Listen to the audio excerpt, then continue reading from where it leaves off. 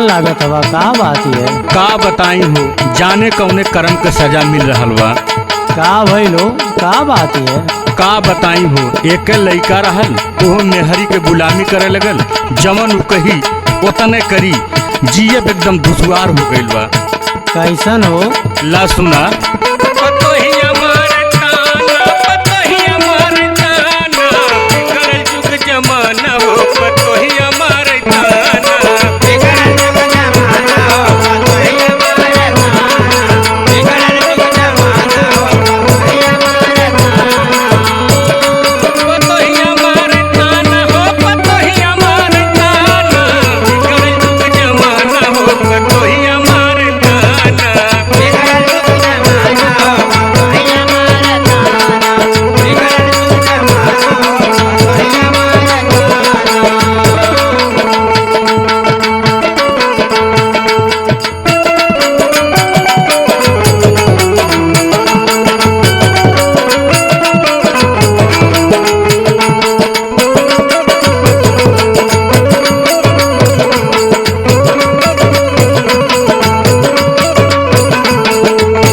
करवा ये भैया, आजकल के नौकी दुल्हनिया ज्यादा रंगबाज होखेले। साल भर बीतत न आपन मलिकाना चलावे के कोशिश करे चालू कर देले। ससुरी भुला जाने अगमा चल के हम हो पुरनिया हो, जवन हम आज करत होई काल हमरो साथे हुए होई। वो समझ में ना आवत है कि हम का करी, एकदम नरक कई के रख देले बा। ला ओकर कारनामा आगे सुना। बेटवा के हमरे उड़ा अपन बनाई के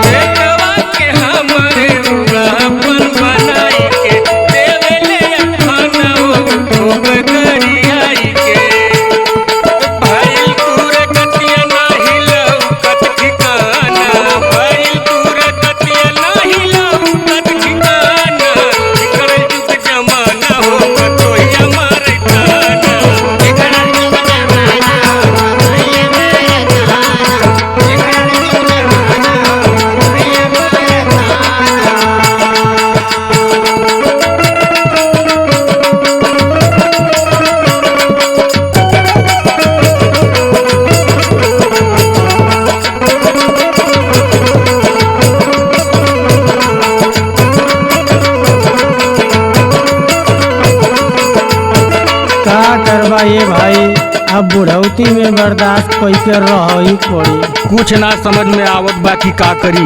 कवन जादू टोना आवते कह देले बा कि अगर कुछ कही ला तो खींच के भीतरी लेके चल जाले। वो नलायक के इतनी ना बुद्धि है कि हम का करत हई, जे पाल पोस के बड़ा कैले आज वही वाली ना सुनत है। का बताइए भैया, आगे सुना। सुनावा ये भैया। अरे देख के ऊपर अपने हुक्मी चलावे,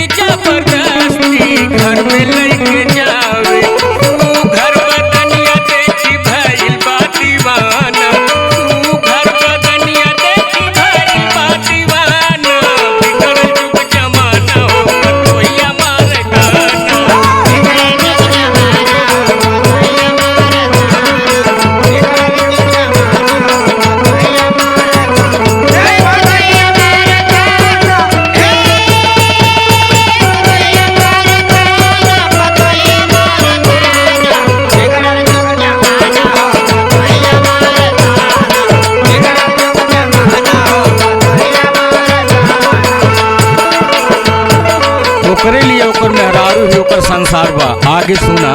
बेटवा भुलाइल अपने बाबू और माई के,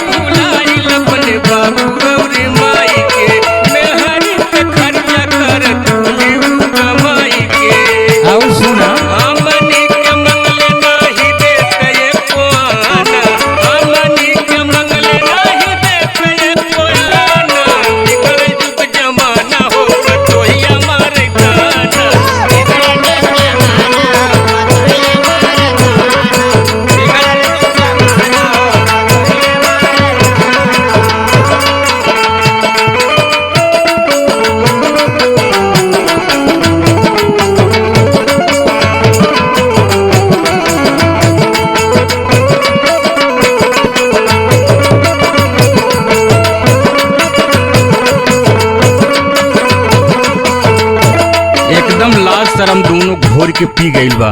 दुअरा पे ताके तक ना औते की भूख लागल बा कि प्यास लागल बा। अपने ही घरवा में आज हम अनजान हो गईनी। हिम्मत से काम लाइए भाई। मन तो यह करत बा कि छोड़ छाड़ के सब कहीं चल जाए। छोड़ छाड़ के कहाँ जाइबा, हमार सुना, कुछ समय बीते दा, धीरे धीरे सब ठीक हो जाई। ऐसे चली तो समय से पहले हमारे ऊपर के टिकट कटा जाई। हमारा सुनी ए भाई लोग, पंकज दिलवाले जी के झूठे ना लिखनवा।